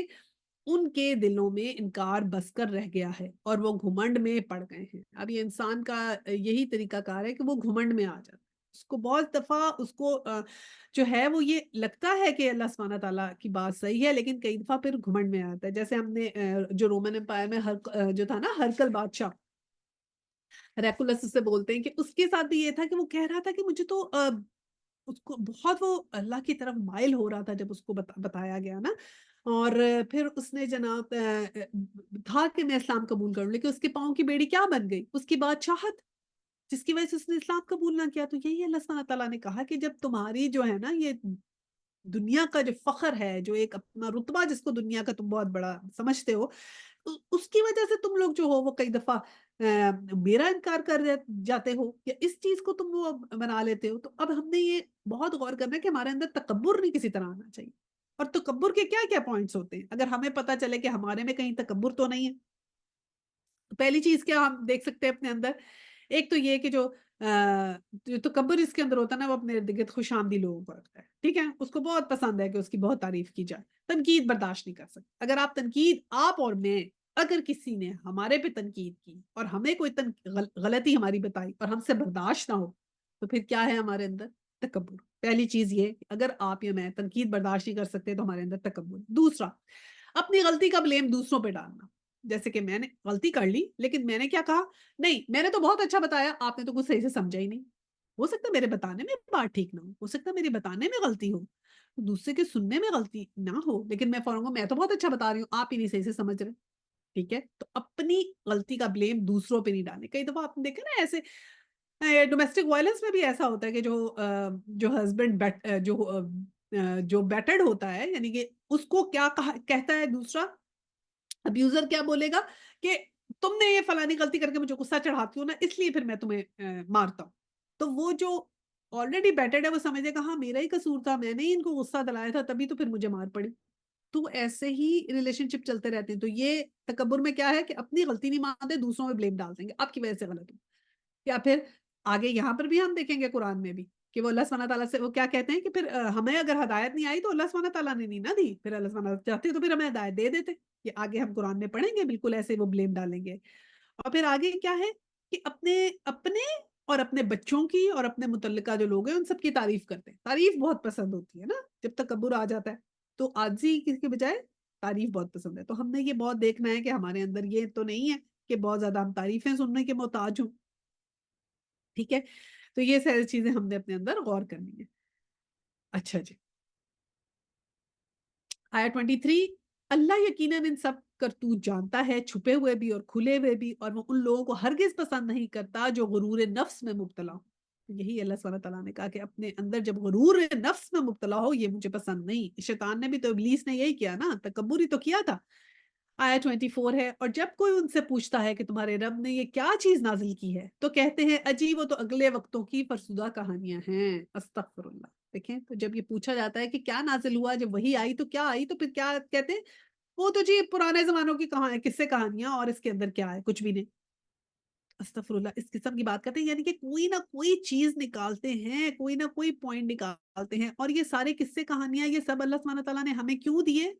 تاکہ ہم ان سے نصیحت حاصل کر سکیں. اور اللہ سبحانہ تعالیٰ نے کہا جا کے دیکھو جن لوگوں پہ عذاب آیا ان سے عبرت حاصل کرو، جو غلطیاں انہوں نے کی ہیں وہ تم مت دہراؤ، کہ وہ کس قسم کے جو تھے وہ غلطیاں کرتے جاتے تھے. تو اگر تم بھی وہی غلطیاں دہراؤ گے تو تمہارے ساتھ بھی وہی ہوگا. تو یہ تو اللہ سبحانہ تعالیٰ نے کہا کہ یہ اس چیز سے بچو. سورہ عنکبوت میں آتا ہے کہ یہ اپنے گناہوں کے بوجھ کے ساتھ ہی ساتھ اور بوجھ بھی اٹھائیں گے، اور ان کے افطرا کا سوال ان سے قیامت کے دن ہونا ضروری ہے. کہ وہ جو اس طرح کی جب چیزیں کریں گے تو یہ اپنی نشانیاں چھوڑتے جاتے ہیں تو ملٹیپلیکیشن بھی ہوگی ان کے گناہوں میں. اب حدیث میں ایسے کہ جب صلی اللہ علیہ وسلم کو یہ جادوگر کہتے تھے، شاعر کہتے تھے، کاہن کہتے تھے، مجنو کہتے تھے. ٹھیک ہے، تو ڈفرنٹ باتیں کرتے تھے. پھر ان کے جو بڈھے گروہ جیسے ولید بن مغیرہ وغیرہ جو تھے نا، جو آپ کے اگینسٹ تھے، وہ بڑے غور و خوض کے بعد کہتے تھے کہ ہم آپ کا جو کلام ہے وہ مؤثر جادو ہے، آپ کو جادو کہنا شروع کر دیا. پھر اس کال کا نتیجہ بد کیا ہوا کہ اس راہ پہ جو لگے ہوئے جو بھی ان کے پیچھے پیچھے لگا تو ان سب کے گناہوں کا حصہ تھوڑا تھوڑا اس کے اوپر آ گیا. تو حدیث شریف میں یہ ہے کہ ہدایت کی دعوت دینے والے کو اپنے اجر کے ساتھ اپنے جو بھی ان کو فالوورز ہیں متبع لوگوں کا بھی اجر ملتا ہے، لیکن ان کے اجر کم نہیں ہوتے. اور برائی کی طرف سے بلانے والوں کو ان کے ماننے والوں کے گناہ بھی ملتے ہیں، لیکن ماننے والوں کے گناہ کم نہیں ہوتے. یہ صحیح مسلم کی حدیث ہے 2676 کہ ہمیں یہ بہت بچت کرنی چاہیے کہ اگر ہمیں دیکھ کے کسی نے اچھا کام کیا تو وہ ملٹیپلائی ہوگا، اور اگر کسی نے ہمیں دیکھ کے برا کام کیا تو وہ بھی ملٹیپلائی ہوگا. ٹھیک ہے، اور یہ ہم آیت 25 میں پڑھتے ہیں. یہ باتیں وہ اس لیے کیا کرتے ہیں کہ قیامت کے روز اپنے بوجھ بھی پورے اٹھائیں گے اور ساتھ ساتھ کچھ ان لوگوں کے بوجھ بھی سمیٹیں گے جنہیں یہ بر بنائے جہالت گمراہی کر رہے تھے.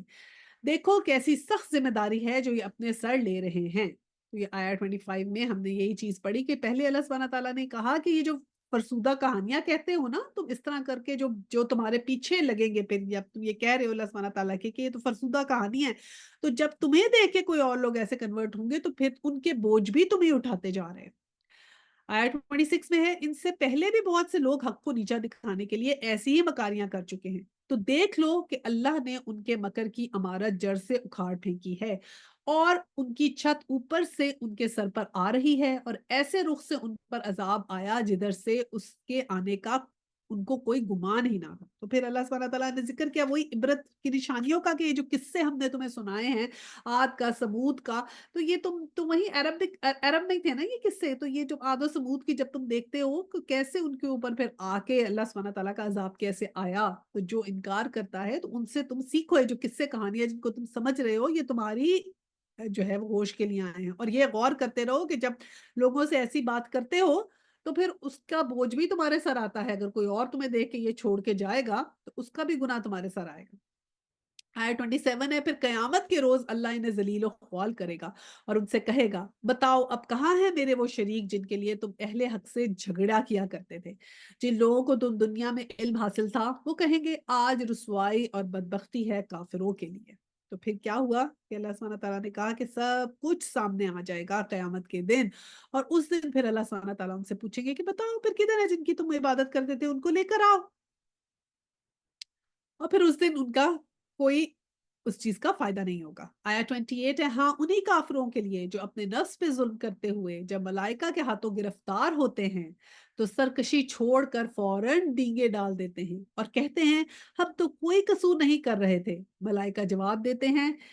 کہ کر کیسے نہیں رہے تھے، اللہ تمہارے کرتوتوں سے خوب واقف ہے۔ تو اب کیا تھا، یہ جو آتے ہیں نا فرشتے، یہ کس وقت کے فرشتوں کا ذکر ہو رہا ہے کہ جب روح قبض کرنے والے فرشتے آتے ہیں، کہ جب روح قبض کرنے آتے ہیں نا، اور جب وہ اس وقت ہی دیکھ لیتے ہیں تو ان کو علم ہو جاتا ہے کہ یہ تو ہماری اب ہماری جان گئی، تو جب اس وقت وہ فرشتے ان کی جان قبض کرنے آتے ہیں تو پھر اس وقت وہ فوراً اپنی بے گناہی بیان کرتے ہیں کہ یہ تو میں نے تو کچھ نہیں کیا، مجھے تو فلانے نے کہا یا فلانے نے کہا، لیکن اس وقت تو وہ ٹائم نہیں ہے کہ جب وہ اپنی بے گناہی کا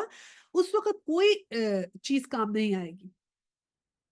یہی بات ہمیں سورہ الانعام میں بھی ملتی ہے آیت 23 میں کہ قیامت کے دن اللہ کے سامنے بھی قسمیں کھا کر اپنے مشرک نہ ہونا بیان کریں گے، واللہ ربنا ما کننا مشرکین بولیں گے، اور پھر سورہ مجادلہ میں آتا ہے جس طرح دنیا میں اپنی بے گناہی پر لوگوں کے سامنے جھوٹی قسمیں کھاتے تھے، انہیں جواب ملے گا کہ جھوٹے ہو، بدعمالیاں جی کھول کر کر چکے ہو، اللہ غافل نہیں جو باتوں میں آ جائے، ہر ایک عمل اس پر روشن ہے، اب اپنے کرتوتوں کا خمیازہ بھگتو اور جہنم کے دروازوں سے جا کر ہمیشہ اسی بری جگہ میں پڑے رہو۔ اب یہ جو اسے آگے ہم پڑھے ہیں نا آیا 29، یہ جو ہے نا یہ عالم برزخ کے لیے کہ وہاں پر عذاب ہوگا کہ نہیں، اس کے لیے ایک دلیل ہے۔ کئی دفعہ ہم سے پوچھا جاتا ہے نا کہ آپ بتائیں جی کیسے کیسے آپ ثابت کریں گے کہ جو ہے وہ برزخ کا عذاب ہے، تو اس کی دلیل کے لیے آپ یاد کر لیں سورہ نحل آیا 29، اور اس میں کیا ہے کہ اب جاؤ جہنم کے دروازوں میں گھس جاؤ، فادخلوا ابواب جہنم خالدین فیہا، اور اس میں ہمیشہ رہو گے، فلبئس مثوى المتکبرین، بس حقیقت یہی ہے کہ بڑا ہی برا ٹھکانہ ہے متکبروں کے لیے۔ تو اب یہ جو اس وقت کہا ہے کہ تم جاؤ اور اس میں گھس جاؤ اور اس میں تم ہمیشہ رہو گے، تو یہ اس بات کا ثبوت ہے کہ جب فرشتے، پہلے ذکر کیا نا 28 میں کہ فرشتے ان کو لینے آتے ہیں، اور پھر جب وہ بہانے لگاتے ہیں تو پھر ان کا کوئی بہانہ قبول نہیں ہوتا، اور پھر فرشتے کیا کہتے ہیں ان کو کہ اب جاؤ جہنم میں گھس جاؤ، کیونکہ یہ موت کے فرشتے ہیں نا جو ان کو نظر آئے۔ تو جب موت کے فرشتے سے انہوں نے بات کی کہ ہمارا قصور نہیں ہے، تو انہوں نے کہا کہ وہ اللہ سب جانتا ہے جو تم کرتے آئے ہو، اور پھر ان کو کیا حکم کیا ہے 29 میں کہ جاؤ اب جہنم کے راستوں میں گھس جاؤ اور وہی تمہیں ہمیشہ رہنا ہے، یعنی کہ قبر میں ہی انسان کو پتہ لگ جاتا ہے۔ تو یہ بات اس بات کی دلیل ہے کہ موت کے فرشتے ہی انہیں جہنم کی وعید سنا دیں گے، ورنہ تو قیامت والے دن فیصلہ ہوگا، لیکن عالم برزخ میں بھی وہ چیز جو ہے وہ عذاب آتا رہے گا۔ آیا 30 ہے، دوسری طرف جب خدا ترس لوگوں سے پوچھا جاتا ہے کہ یہ کیا چیز ہے جو تمہارے رب کی طرف سے نازل کی ہوئی ہے، تو وہ جواب دیتے ہیں کہ بہترین چیز اتری ہے، اس طرح کے نیکوکار لوگوں کے لیے اس دنیا میں بھی بھلائی ہے اور آخرت کا گھر تو ضرور ہی ان کے حق میں بہتر ہے، اور بڑا اچھا گھر ہے متقیوں کا۔ 31 دائمی قیام کی جنتیں جن میں وہ داخل ہوں گے، نیچے نہریں بہ رہی ہوں گی اور سب کچھ وہاں عین ان کی خواہش کے مطابق ہوگا، یہ جزا دیتا ہے اللہ متقیوں کو۔ 32 ان متقیوں کو جن کی روحیں پاکیزگی کی حالت میں جب ملائکہ قبض کرتے ہیں تو کہتے ہیں سلام ہو تم پر، جاؤ جنت میں اپنے اعمال کے بدلے۔ اب یہ وہی بات ہو گئی کہ اللہ سبحانہ تعالیٰ نے پھر کیا کلیئر کیا کہ جو لوگ متقی ہوں گے اللہ سبحانہ تعالیٰ کو تو بہت پسند ہے، جو اللہ سبحانہ تعالیٰ کے رستے میں جانے کے لیے جس میں جو متقی ہوتا ہے وہ پاک ہوتا ہے، ٹھیک ہے، اس کا اخلاق پاکیزہ ہوتا ہے، اس کا دل پاک ہوتا ہے، اس کا جسم پاک ہوتا ہے، اس کی روح پاک ہوتی ہے۔ کیسے متقی بنتے ہیں؟ کیسے ہم پاک رہیں، ٹھیک ہے نا، وضو کا اہتمام کریں، اپنا حلال کھانا کھائیں، اپنے استغفار پڑھتے رہیں، کلمہ پڑھیں، ٹھیک ہے نا، لا الہ الا اللہ پڑھیں، تاکہ موت کے وقت بھی ہمارے پہ ہماری زبان میں یہ کلمہ ہو، سبحان اللہ و بحمدی پڑھیں، اس سے کم از کم 100 دفعہ وہ بھی پڑھیں کہ اس سے ہمارے جو ہیں وہ نیکیوں کا پلڑا بنتا رہے۔ تو اللہ سبحانہ تعالیٰ نے پھر وہاں پر جب آئیں گے فرشتے جو نیک لوگوں کی روح قبض کرنے آئیں گے تو کیا کہیں گے؟ سلامتی ہو تم پر، جاؤ جنت، اپنے اعمال کے بدلے اب جنت دو، اب تمہیں یہاں پر کوئی چیز، ہر چیز تمہاری خواہش کے مطابق ہوگی۔ یعنی دنیا میں جو ہم نے مشکل سہی، کچھ اپنی خواہشات کو کنٹرول کیا، کچھ اپنی خواہشات کو روکا اللہ سبحانہ تعالیٰ کے حکم کے مطابق، تو اب جنت میں وہ سب کچھ ہوگا جو ہمیں ہماری خواہش کے مطابق ہوگا۔ اور یہ متقی کون ہے؟ وہ ہے جو ہمیشہ ہمیشہ کے متقی ہیں۔ یہ پارٹ ٹائم متقی نہیں ہے کہ پارٹ ٹائم متقی بن گئے، رمضان آیا تو ہم نے پارٹ ٹائم مسلمان ہو گئے، حج کیا، عمرہ کیا، پارٹ ٹائم مسلمان ہو گئے، اس وقت تو بہت اچھے مسلمان ہو گئے، سب کچھ اچھا کیا، رمضان آیا تو سب کچھ اچھا کیا، جیسے رمضان ختم ہوا سب کچھ واپس۔ تو یہ پارٹ ٹائم متقی کی بات نہیں ہو رہی، یہ پرماننٹ متقی کی بات ہو رہی ہے کہ پھر اس کو اتنی عزت ملے گی۔ آپ نے اور میں نے کیا کرنا ہے؟ کوشش پرماننٹ متقی بننا ہے ہم نے انشاءاللہ تعالیٰ، کہ وہ جو کچھ ہم پہلے کرتے رہے ہیں اپنے آپ کو پہلے سے بہتر بنانا ہے، خود سے ہم نے اپنے آگے لگانے ہیں کہ اچھا میں یہ میرا اب ہے، نیکسٹ ٹارگٹ یہ ہے، اب میں نے یہ اچیو کرنا ہے انشاءاللہ تعالیٰ۔ اپنا ٹارگٹ ہم نے خود بنانا ہے کہ اچھا میں یہ نماز پڑھتی تھی، اگر نماز نہیں پڑھتی تو پہلا ٹارگٹ ہے نماز پڑھنا، پھر جب نماز پڑھ لیا تو پھر اب آپ نے بتانا ہے میں نے قرآن پڑھنا ہے، علم حاصل کرنا ہے، قرآن کے ساتھ جڑنا ہے، ٹھیک ہے، اور پھر کیسے اپنا ٹائم اس کے لیے لگائیں۔ اس کے بعد کوئی اور ٹارگٹ بنائیں کہ میں نے یہ نہیں کیا تو میں اب یہ کام کرتی ہوں، اللہ تعالیٰ کے احکامات میں یہ کام میرا رہتا ہے تو ایسے میری نیکیاں بڑھیں گی تو میں اپنی نیکیوں میں یہ چیز کا اضافہ کر سکتی ہوں۔ تو اپنے دن کا کچھ وقت اللہ سبحانہ تعالیٰ کے لیے مخصوص کر کے رکھیں کہ اس میں نے یہ کام کرنا ہے، کوئی والنٹیئر کرنا ہے، کچھ غریبوں کا کام کرنا ہے، جو بھی آپ نے کرنا ہے، لیکن اپنے لیے ٹارگٹ سیٹ کریں کہ میں نے پہلے سے کیسے امپروو کرنا ہے۔ یہ نہیں کہ جس چیز پہ تھے زندگی بھر نمازیں پڑھتے تھے بس اب نمازیں ہی پڑھتے رہے اور کچھ اور کام کیا ہی نہ۔ تو اپنا ٹارگٹ خود سیٹ کریں، ہر وقت امپروومنٹ کرنا اپنے اندر ضروری ہے۔ قرآن پاک ایسے آہستہ آہستہ آیا نا 23 ایئرز میں، اسی لیے تو آیا کہ آہستہ آہستہ انسان امپروو کرے۔ تو ہمارے لیے بھی یہ ہے کہ ہم نے امپروومنٹ کا دروازہ بند نہیں کرنا۔ آیت ہے 33 دی، اے محمد صلی اللہ علیہ وسلم، اب جو یہ لوگ انتظار کر رہے ہیں تو اس کے سوا اب اور کیا باقی رہ گیا ہے کہ ملائکہ ہی آ پہنچے یا تیرے رب کا فیصلہ صادر ہو جائے۔ ان سے اس طرح ڈٹائی ان سے پہلے بہت سے لوگ کر چکے ہیں، پھر جو کچھ ان کے ساتھ ہوا وہ ان پر اللہ کا ظلم نہ تھا بلکہ ان کا اپنا ظلم تھا جو انہوں نے خود اپنے اوپر کیا۔ اور پھر 34 ہے، ان کے کرتوتوں کی خرابیاں آخر ان کی دامنگیر ہو گئی اور وہی چیز ان پر مسلط ہو کر رہی جس کا وہ مذاق اڑایا کرتے تھے۔ تو اب اس میں اللہ سبحانہ تعالیٰ نے کہا کہ اے محمد صلی اللہ علیہ وسلم کو کہہ رہے ہیں کہ یہ لوگ انتظار کر رہے ہیں نا اس چیز کا کہ اب ملائکہ یہاں پہنچے، یا تو وہ ملائکہ یہاں پہنچے، قیامت کا دن آ جائے یا موت کا وقت آ جائے۔ موت کا وقت آ گیا تو بس فیصلہ ہو گیا، تو اب تیرے رب کا فیصلہ صادر ہو جائے گا۔ جیسے شروع میں آیا نا، جب شروع ہوئی سورہ نحل تو کیا آیا کہ فیصلہ آ گیا ہے، تو اب تیرے رب کا فیصلہ صادر ہو جائے گا۔ اور جس ڈٹائی سے یہ جو لوگ یہ پہلے کر چکے ہیں، اسی طرح پھر یہ جو ظلم انہوں نے اپنے اوپر کیا، تو ظالم کون ہوتا ہے؟ ہم نے پڑھا تھا نا کہ ظالم کون ہے؟ وہ جو کسی کا حق مارتا ہے، تو اللہ سبحانہ تعالیٰ کا حق مارنے والا ظالم ہو گیا، ٹھیک ہے۔ اور ظالم کون ہوتا ہے؟ جو کیا کرتا ہے؟ ایک تو حق مارے، ایک یہ کہ بے انصافی کرے، اور ایک جھوٹ بولے۔ تو یہ تینوں چیزیں جو کرتا ہے وہ ظالم ہوا۔ جھوٹ، اللہ پہ جھوٹ باندھے اگر وہ، یا بے انصافی کیا ہو گئی کہ اللہ نے سب کچھ دیا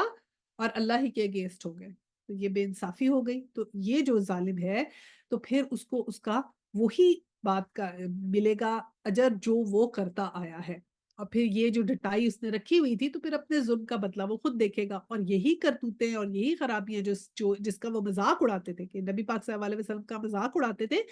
تو پھر اللہ سبحانہ تعالیٰ نے کہا کہ وہ ان کے اب سامنے آ جائے گا۔ آیا 35، یہ مشرکین کہتے ہیں کہ اگر اللہ چاہتا تو نہ ہم اور نہ ہمارے باپ دادا اس کے سوا کسی اور کی عبادت کرتے اور نہ اس کے حکم کے بغیر کسی چیز کو حرام ٹھہراتے، ایسے ہی بہانے اس سے پہلے کے لوگ بھی بناتے تھے، تو کیا رسولوں پر صاف صاف بات پہنچا دینے کے سوا اور بھی کوئی ذمہ داری ہے؟ تو میں نے کہا تھا نا کہ ابھی یہ لوگ بہانے بنائیں گے، آگے ہم پڑھیں گے یہ یہی بہانے لگاتے تھے کہ اللہ تعالیٰ چاہتے تو پھر وہ سارے ہی مسلمان ہو جاتے، اور اس بات کو بھول جاتے ہیں کہ ہمارے پاس اللہ سبحانہ تعالیٰ نے فیصلہ کی طاقت دی ہے، ہمیں رائٹ اور رانگ پاتھ کو چوز کرنے کی ایک اتھارٹی دی ہے کہ یہاں ہمارے پاس اتھارٹی ہے۔ تو اس چیز کو اگنور کر کے کہتے ہیں کہ اگر اللہ چاہتے تو پھر ہمارے جو باپ دادا تھے وہ بھی پھر عبادت کرتے، یعنی کہ وہ سمجھتے ہیں کہ وہ فرشتوں جیسی مخلوق ہو جاتے۔ تو یہ جو بہانے بناتے ہیں نا، یہ بیسیکلی یہ ایک بہانہ ہے، یہ ایک جان چھڑانے کی ہے کہ کچھ میں کرنا نہیں چاہتا اللہ کی خاطر، اپنے آپ کو کوئی تکلیف نہیں دینا چاہتا، یعنی کہ جو کام مجھے پسند نہیں ہے وہ میں نے نہیں کرنا، تو میں اس کے لیے پھر کیا اس کا ذمہ اللہ کے اوپر ڈال دوں کہ ٹھیک ہے اللہ نے خود ہی نہیں کیا۔ یہ تو ایسے ہو گیا اگر کوئی آپ کے گھر میں آئے اور آ کے چوری کرے اور چوری کر کے یا کسی کو مار دے اور پھر آپ سے کہے کہ اللہ نے چاہا اس لیے چوری ہو گئی اور اللہ نے چاہا تو اس لیے میں نے تمہارے فلانے بندے کو مار دیا، تو پھر کیا برداشت ہو جائے گا؟ تو پھر تو اس کو پکڑیں گے نا کہ تم نے مارا ہے، کہ یہ بے انصافی کر رہے ہو اور اوپر سے جھوٹ بول رہے ہو اور الزام لگا رہے ہو کہ اللہ کے اوپر چلا لگا رہے ہو الزام، کیا تم نے ہے اور کہہ رہے ہو کہ اللہ نے کیا ہے۔ تو اس طرح کے کام غلط خود کرنا ہے اور الزام اللہ پہ لگانا ہے کہ ہاں اگر اللہ چاہتے تو ہم سارے ہدایت پہ ہو جاتے۔ تو یہ جو رائٹ اور رانگ پاتھ کو چوز کرنا بہت بہت ضروری ہے کہ ہم نے رائٹ وائٹ اور بلیک چوز کرنا ہے کہ میں نے وائٹ کے اوپر چلنا۔ آیا سورۃ الانبیاء میں آیا ہے کہ وما ارسلناک من قبلک من رسول الا نوحی، یعنی کہ تجھ سے پہلے جتنے رسول بھیجے سب کی طرف وہی نازل فرمائی اور میرے سوا کوئی معبود نہیں، اور صرف بس تم صرف ہی عبادت کرو، کہ صرف میری ہی عبادت کرو، کہ اللہ کے سوا کسی کو تم لوگ شریک نہ ٹھہراؤ۔ تو اس لیے یہ جو اللہ سبحانہ تعالیٰ کے اوپر اس بات کو لگاتے ہیں کہ اللہ جو چاہتا ہے وہ کرتا ہے، یہ سراسر الزام ہے، اور اس طرح یہ اپنے آپ کو جو دھوکے میں رکھ رہے ہیں یہ دھوکا ان کا اس دن صاف کھل جائے گا۔ آیا 36 ہے، ہم نے ہر امت میں ایک رسول بھیجا ہے اور اس کے ذریعے سے سب کو خبردار کر دیا کہ اللہ کی بندگی کرو اور طاغوت کی بندگی سے بچو۔ اس کے بعد ان میں سے کسی کو اللہ نے ہدایت بخشی اور کسی پہ ضلالت مسلط ہو گئی، پھر ذرا زمین میں چل پھر کر دیکھ لو کہ جھٹلانے والوں کا کیا انجام ہو چکا ہے۔ پھر اللہ سبحانہ تعالیٰ نے کیا کہا کہ ہر کسی امت پہ میں نے ایک رسول بھیجا، بہت رسول بھیجے، کوئی نا انصافی نہیں ہے، سیدھا راستہ میں نے بتانے کا ذمہ لیا تھا تو میں نے ذمہ پورا کیا، میں نے کتاب بھیجی، میں نے رسول بھیجے جو تم لوگوں کو باخبر کرتے تھے، بتاتے تھے دنیا میں کیسے رہنا ہے، کیا کرنا ہے کیا نہیں کرنا، اور اللہ کی بندگی کرو انہوں نے تمہیں بتایا، اور طاغوت کی بندگی سے بچو۔ اب یہ طاغوت کیا ہوتا ہے؟ طاغوت دیکھیں یہ ہے کہ ایسی کوئی بھی چیز جو ہمیں اللہ سبحانہ تعالیٰ کے رستے پہ جانے سے روکے وہ طاغوت ہے۔ وہ دنیا میں کوئی بھی ہو سکتا ہے، اب اس کو ڈیپر سینس میں لے کے جائیں تو وہ آپ کے گھر والے بھی ہو سکتے ہیں، آپ کے بچے بھی ہو سکتے ہیں، وہ یہ دنیا کی دولت بھی ہو سکتی ہے، دنیا کی عیاشی بھی ہو سکتی ہے، دنیا کا آرام اور سکون بھی ہو سکتا ہے، یعنی ایسی کوئی بھی چیز جس سے ہم اتنی محبت کریں یا اس میں اتنے گم ہو جائیں کہ وہ ہمیں اللہ کی بندگی سے روکے، کیونکہ یہاں پر آیا نا کہ اللہ کی بندگی کرو اور طاغوت کی بندگی سے بچو۔ جیسے مجھے سست رہنا پسند ہے یا سونا پسند ہے تو میں بہت آرام دہ زندگی کی خواہش مند ہوں، اور میں آرام اتنا کرتی ہوں کہ اتنا آرام میں نے کیا کہ اب میں نماز پہ بھی اٹھنے کے لیے مجھے سستی ہوتی ہے، تو میں فجر کی نماز ہی چھوڑ دیتی ہوں کہ اب کون اٹھے اپنی نیند خراب کرے۔ تو یہ سستی اور کاہلی میرے لیے جو اللہ کی بندگی سے اس نے مجھے روکا تو یہ میرے لیے طاغوت بن گئی۔ یا پھر مجھے دنیا میں بہت آرام پسند ہے اور میرا فوکس کیا ہے کہ میں بس اپنی دنیا کی مال و دولت اکٹھا کروں، میرا ایک بہت بڑا گھر ہو اور اس گھر میں رہوں اور بس وہی میرا فوکس ہے، اسی کو حاصل کرنے میں لگی رہوں۔ تو جو میں نے اپنے لیے کرائٹیریاز بنائے وہ سب دنیاوی بنا لیے، تو یہ دنیا کی زندگی اور یہ جو کرائٹیریاز میں نے بنائے ہیں، تو یہ جو میرا علم ہے جس سے میں صرف پیسے کما کے اپنے آپ کو آسائش دے رہی ہوں، اب یہ علم اور یہ پیسہ میرے لیے طاغوت بن گئے۔ کیونکہ دیکھیں ڈاکٹر سارا احمد کہتے تھے کوئی بھی نعمت نعمت نہیں ہے جب تک اس کے ساتھ ہدایت نہیں۔ تو دیکھیں اگر آپ نے اپنے پیسے کو ہدایت کے مطابق استعمال نہیں کیا تو وہ آپ کے لیے اس نے آپ کو اللہ کے پاس اللہ کی بندگی کرنے سے روکا تو یہ طاغوت بن گیا۔ اور اگر آپ اللہ تعالیٰ نے آپ کو کوئی بھی نیکی دی، کوئی بھی آپ کو نعمت دی، آپ کو حسن دیا، اب اپنے حسن کو آپ نے اللہ کی ہدایت کے بغیر استعمال کیا تو آپ نے اس حسن سے پیسے بنانے شروع کیے، آپ نے اس حسن کی نمائش شروع کر دی۔ چلیں ایک تو ہے نا کہ آپ ماڈلنگ اور اس میں چلے گئے، ایک ہی ہو گیا آپ نے اپنے حسن سے اور غلط رستے سے آپ نے پروموشن لینی شروع کر دی اپنے آفس میں، آپ نے اپنے حسن سے ایک کے بجائے 10 لوگوں کو سے کام کروا لیا کہ وہ آپ کی باتوں میں آ گئے اور انہوں نے کوئی کام کر لیا، تو آپ نے اپنے حسن کا غلط استعمال کیا کیونکہ وہ ہدایت کے بغیر تھا۔ اب وہ اللہ کی بندگی سے اس نے آپ کو دور کیا نا، تو وہ آپ کے لیے طاغوت ہو گیا۔ آپ کے بچے بھی طاغوت بن سکتے ہیں، مطلب کوئی ایسی چیز جو آپ کو اللہ کی بندگی سے دور کرے تو وہ آپ کے لیے طاغوت ہے۔ صرف شیطان نہیں، ایک تو شیطان ہے، ایک نفس ہے اور ایک اس طرح کی چیزیں۔ اور کئی دفعہ ہم ایسا ہوتا ہے نا کہ بچوں کے کاموں میں یا آفس کے کام میں اتنے بزی ہو جاتے ہیں کہ ہم کہتے ہیں بچوں کا کام کر رہی تھی یا مہمان آ گئے، مہمانوں میں اتنی بزی ہو گئی تھی، ڈنر کیا ہوا تھا، اتنی دعوت تھی بڑی، میں نماز ہی پڑھنا بھول گئی۔ اب پھر کیا ہوگا کہ وہ ہمارے لیے طاغوت ہو گیا نا، کہ اس نے ہمیں اللہ کی بندگی سے روک دیا، ایک چیز میں ہم اتنے مگن ہو گئے۔ تو یہ بات سے خبردار کیا کہ اللہ کی بندگی کرو اور طاغوت کی بندگی سے بچو۔ اور تو پھر اس کے بعد ان میں سے کسی کو اللہ نے ہدایت بخشی، اور پھر جب اللہ سبحانہ تعالیٰ نے کیا کیا، جو لوگ اچھے تھے ان کو ہدایت بخشی، اور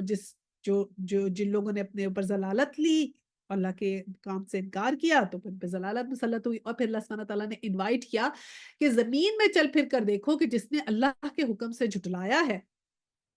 وہ اس کا کیا حال ہوا۔ آیت 37 ہے، اے محمد صلی اللہ علیہ وسلم تم چاہے ان کی ہدایت کے کتنے ہی حریص ہو، مگر اللہ جس کو بھٹکا دیتا ہے پھر اسے ہدایت نہیں دیا کرتا، اور اس طرح کے لوگوں کی مدد کوئی نہیں کر سکتا۔ اللہ سبحانہ تعالیٰ نے کیا کہا کہ کوئی بھی نہیں ایسے لوگوں کی مدد کر سکتا جو خود اپنے اوپر، یعنی کہ کئی دفعہ ہم کہتے ہیں نا کہ بات جو کر رہا ہے، یعنی کہ جیسے کوئی بھی آپ کو تبلیغ کر رہا ہے یا میں آپ کو لیسن سنا رہی ہوں، تو میرے لیسن سنانے میں اتنی بات نہیں ہے جتنی آپ کے لیسن سننے میں ہے۔ اگر آپ لوگ غور سے سنیں گے، آپ لوگ نوٹس، ایک آپ میں سے ہے جو نوٹس بنائے گا، لکھے گا، پوائنٹس یاد کرے گا، ایک ایسا ہے جو اس پہ پوائنٹس یاد کر کے اسے ریوائز بھی کرے گا، اور ایک ایسا ہے وہ اس کے علاوہ اس پہ عمل بھی کرے گا۔ تو میرے سنانے میں کوئی کمال نہیں ہے، کمال اس کا ہے جو سن رہا ہے، وہ کتنی ہدایت لینا چاہتا ہے، کیونکہ یہ تو اللہ کے لفظ ہے نا، تو قرآن بتا رہی ہوں نا، یہ تو اللہ کے لفظ ہے، یہ تو وہ لفظ پڑھتی ہوں، ترجمہ پڑھتی ہوں، چھوٹی سی بات اس کی ایکسپلین کر دیتی ہوں، دیٹس اٹ۔ میں تو اللہ کے الفاظ پڑھ رہی ہوں۔ اب ان الفاظ کو کون کتنا ابزارب کرتا ہے تو وہ اپنی مدد آپ کرے گا، وہ کتنی ہدایت لینا چاہتا ہے، وہ اس سے کتنا پھل لینا چاہتا ہے، یہ اس کے اوپر ڈیپینڈ کرتا ہے۔ ٹھیک ہے؟ تو اللہ سبحانہ تعالیٰ نے کہا کہ اے محمد تم جتنا بھی ہدایت کے، تم جتنا چاہ لو، جیسے میں کتنا بھی چاہ لوں کہ دیکھیں نا نبیوں کے ساتھ کیا تھا، ان کی بیویاں، حضرت نوح کا اولاد ان کے ساتھ نہیں آئی، کہ کتنا چاہتے ہوں گے نا ہماری اولاد جو ہے وہ اسلام قبول کر لے۔ حضور صلی اللہ علیہ وسلم کتنا چاہتے تھے ان کے چچا جو تھے وہ اسلام قبول کر لیں، لیکن جب نہیں